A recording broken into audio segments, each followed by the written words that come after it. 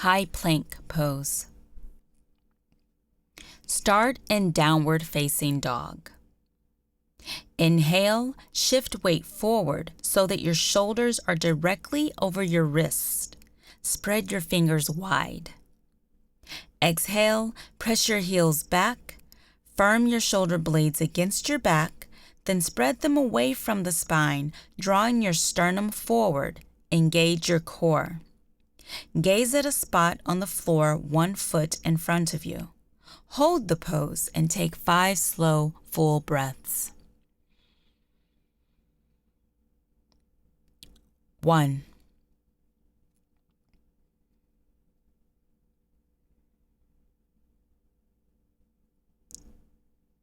2,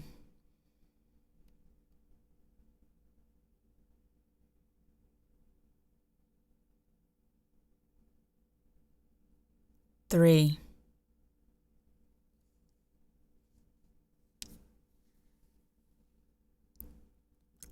4,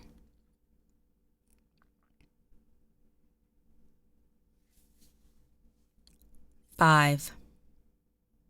Exhale, press back into downward facing dog or lower yourself to the floor.